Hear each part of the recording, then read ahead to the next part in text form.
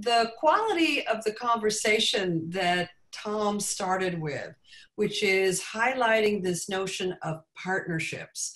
That's really why I'm here. Tom and his wonderful team, Jackie and others, we met about a year and a half ago. And one of the things that was very apparent from the beginning is that while we come to this probably from different doors, we meet in the middle of the house. And by that, it is the capacity of higher education and respectively all of your institutions to play a role in the lives of the students that you enroll, but even more important in this moment in our country, it's in the lives of the communities where your campuses are located. And I will go so far as to say in the life of this country. We are clearly in a moment that none of us has ever seen before. And since I care about Texas, soy tejana, I came to Washington a long time ago for what was supposed to be a 2-year stay, having had my early career at the University of Texas at Austin. I still monitor so much of what happens in the country with the question of what's happening at home. And what is happening in the great state of Texas, in the streets, in communities, is hard. And I know that for you to take time and energy to focus on tactics and strategies and your own campuses in the middle of all that goes on in your life is a commitment. That source of commitment is really what I want to pull on. The synergy in terms of how Tom led off, in terms of the focus of Ad Astra and the work of Ad Astra, I'm going to capture it in a couple of slides, which will also be a vehicle for showing you, for those of you who don't know much about Excelencia in education, a little bit of how we do our work. And also can serve as a backdrop for how we might in the future work together. So as Tom said, I am a co-founder. I am the co-founder with Deborah Santiago, who is our CEO. And we founded the organization in 2014, focused on this question of Latinos as a growth population, but more importantly, as a source of human capital. We'd come out of a 3-year period in the Clinton administration, where I was executive director of the White House Initiative on Educational Excellence for Hispanic Americans, and I was smart enough to make Deborah our deputy. And those 3 years of talking about the growth of the Latino community, its youth, its dominance in terms of pre-K through first grade, second grade, in at that point, 23 states in the country, and this was back in 97 to 2000, was one of those things that for me was like the second time at this, because I come from Texas. And we've been talking about the growth of the Latino community in Texas my whole career. We've been talking about the growth of Latinos in terms of a potential student population in the country for almost 30 years. And so this idea that it is time to go from this great opportunity of human capital to what are we going to do? How are we going to engage? What are the assets that students and families bring that can be married with successful tactics within colleges and universities? That was an affinity point for Deborah and myself, but it really became an impetus to say, we're going to bring to the public the kinds of things that in this moment of uncertainty for the country and uncertainty for higher education, we talk about now as it relates to equity. So all of the things that are the capacity for any organization, but we're talking about higher education, to drive towards equity, that's something that Excelencia has in its very core. Our mission is accelerating Latino student success in higher education. The title that I'm giving to this next 20 minutes of Equity with a Latino Lens is to underscore that the broadest frame is equity. Equity measured in many different ways. We're going to measure it by college completion. But I'm saying to you that at Excelencia, we do it with a Latino lens, but we say this to you right now, that when an institution has the capacity to actually begin to affect equity in terms of the aggregate impact of its practices, of its policies, of its distribution of resources, and to do it with an eye towards impacting any discrete population, you're well on your way to then being truly able to serve all. The reference to a time of uncertainty, all of us are getting ready for a new academic year, and it will clearly be one that we've never seen before. One that we will get through, and we'll get through together, but it is one which is sobering as it relates to how to pace ourselves, how to stay strong as we move through this, and how higher education not only moves through it, but leads. That's the message I'm going to keep emphasizing as we talk together.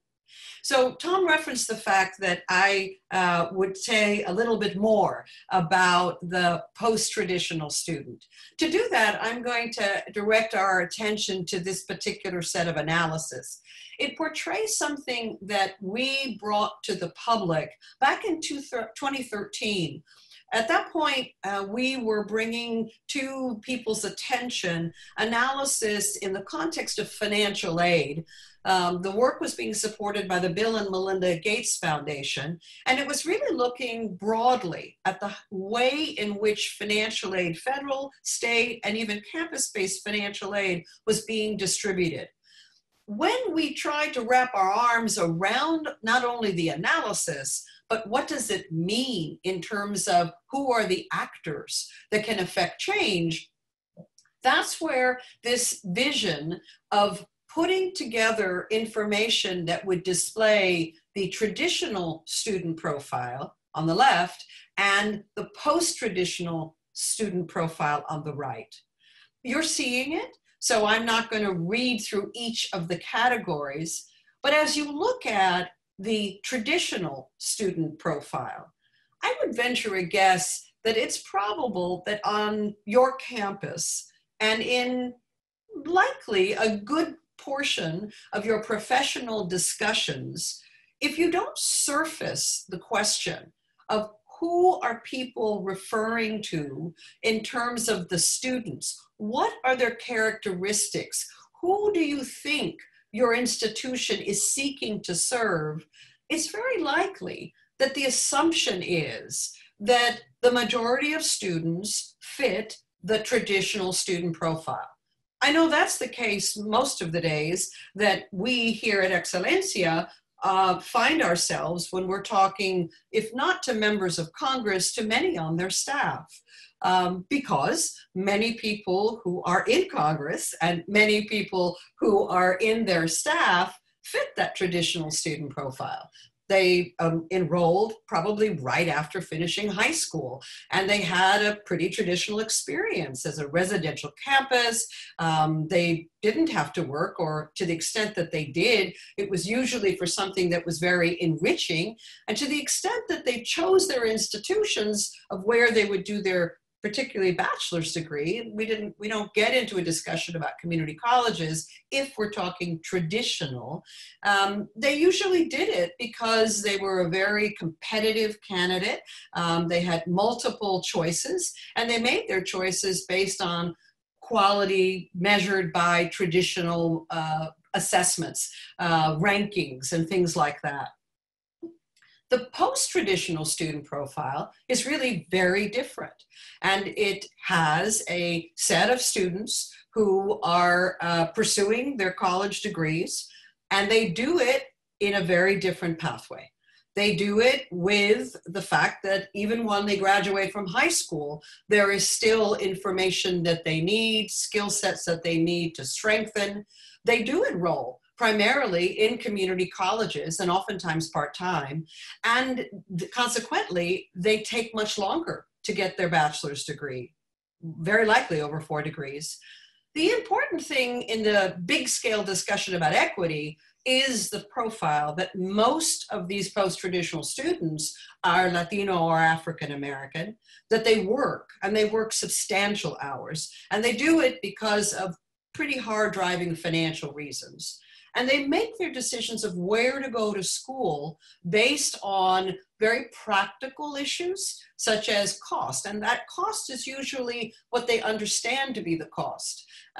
We have all kinds of conversations that one can pursue about how colleges and universities represent the cost. But when you are a first generation college goer, you're pretty literal. And if something is in a catalog saying it costs whatever, $30,000, and you say, my whole family isn't making $30,000, then you make an assessment about whether or not that institution is yours.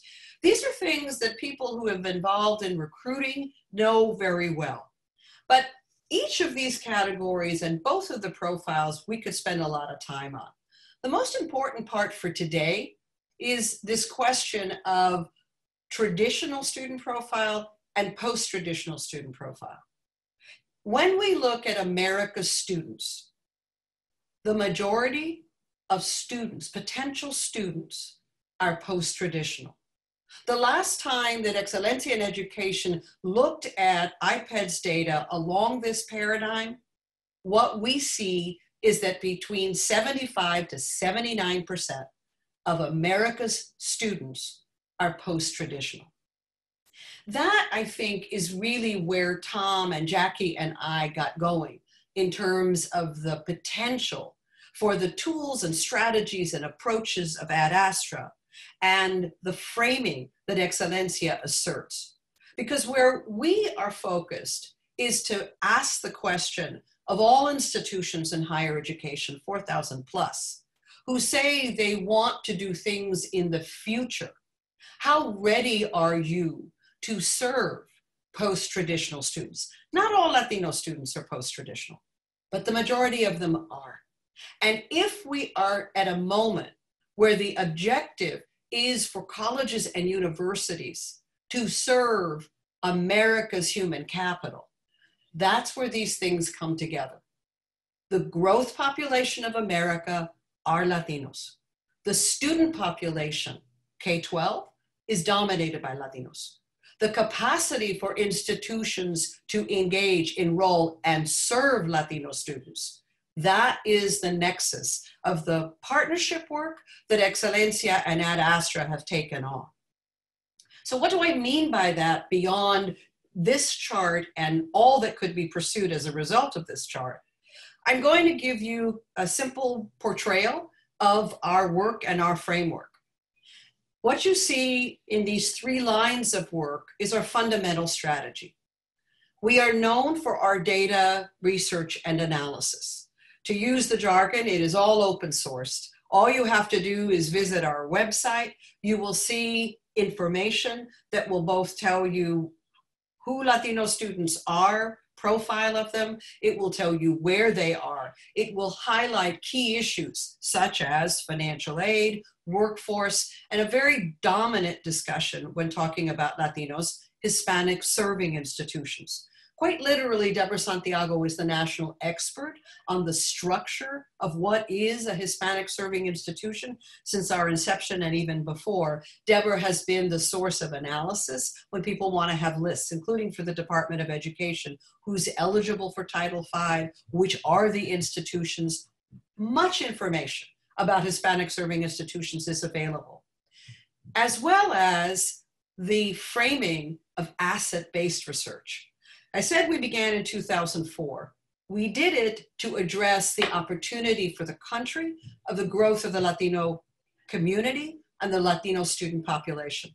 But we have to be vigilant about framing this discussion as asset-based. For the last 3.5 years, but we've had to do that in a very strident way. The framing of who Latino students are and what they bring to your campuses and what the Latino community brings to this country is getting framed by a lot of people inaccurately. Most Latino students are US born and are permanent residents, almost 97%. They are our students, and the capacity we have to serve them well will advance the sector, it will advance our community, it will advance our country. You will see data-driven analysis that is framed in an asset perspective.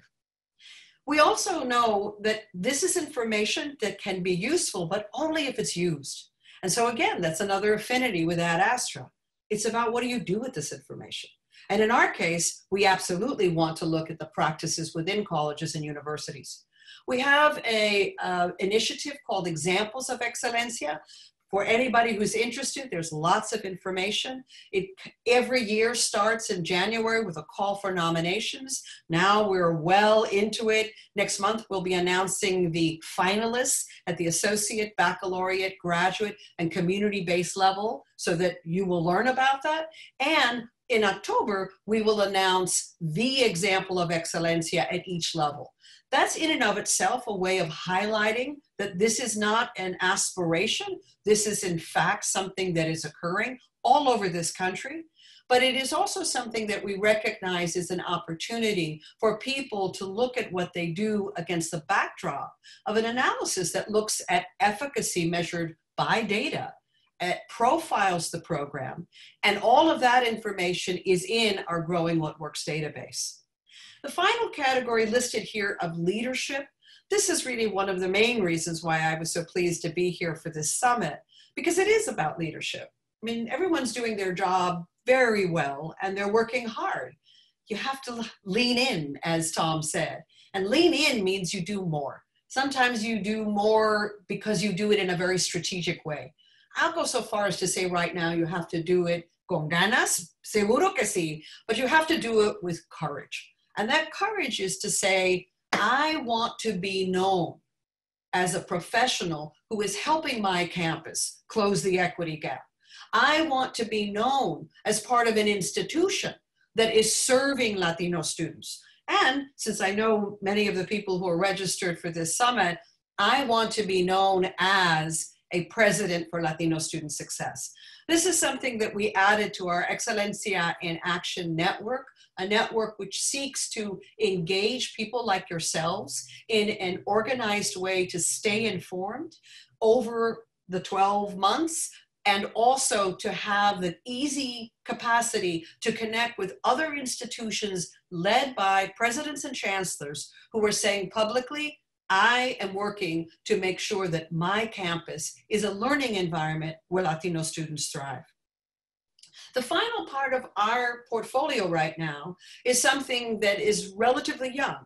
It's called the Seal of Excelencia. This particular slide highlights really what I think is for this audience an important frame, reframing the idea of serving.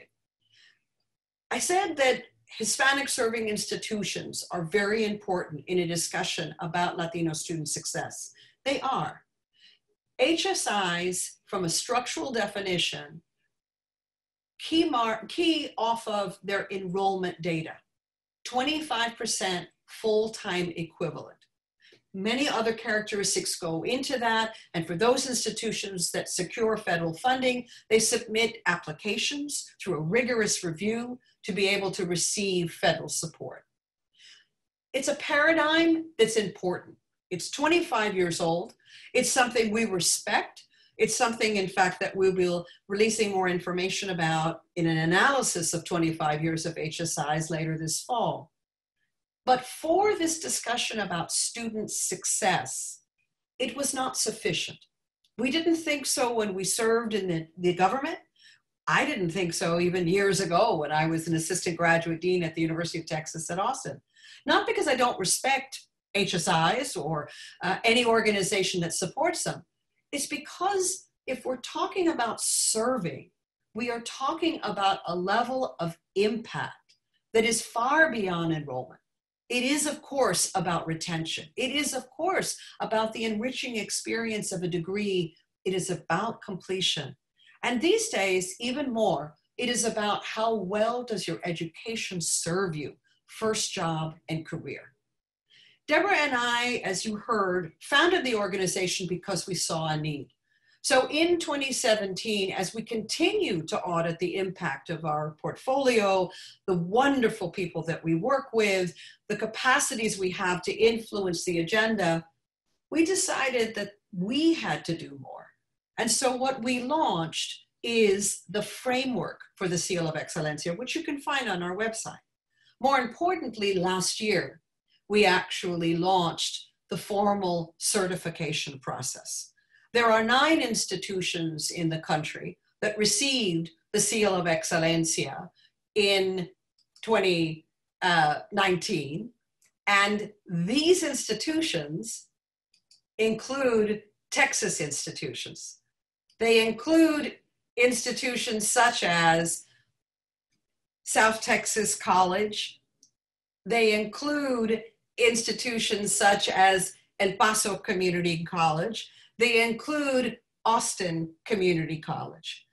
I don't want to say more. I'm giving you a couple of Texas names so that we can recognize that the institutions that we talk of are institutions that you know, institutions in your state, but most importantly, the framework of the Seal of Excelencia and the capacity of this kind of organized discussion about a national opportunity, closing the equity gap using a Latino lens, is in fact the synergy between the discussion that we are engaged in this webinar and the work that Excelencia and Ad Astra are doing going forward. I'd like us to think for a few minutes about the social contract. I'd ask you to reflect on the social contract that you have at your institution, within your institution, all of its different units, across the institution, and as you begin a new academic year. The premise that higher education is here to serve the students that you admit, that's one of those elements that as we enter this academic year in the middle of a pandemic, I think is something to ask. If the answer is yes, yes, regardless of whether we're publicly funded or privately funded, the ethos of my college, the ethos of my campus is that there is a commitment between the institution manifested by the choice of admission that then plays out in every aspect of your function. Yes, we're going to be involved in a great number of discussions about safety, as well we should. We are going to be looking at, in this totally unexpected format, we are moving forward holding high the premise that students will learn and that we will rely on faculty and student affairs staff to help us gauge that capacity. What I get excited about each time I look with more detail at the power, the capacity, that the strategies that Ad Astra provides campuses is that it shows me there are solutions for many of the things that, as I've talked to students over the years, have been the reasons that they've either not chosen to go to college or that they can't pursue their degrees. Fundamental issues such as scheduling, that they are in that paradigm, that profile of the post-traditional, that they are working at hours that require that they can't go to classes when the one class that they need for their degree is being offered. The strategies that Ad Astra has presented provide you ease to see those things. But seeing those things through the data is still not acting on those things. That's why I use the word courage.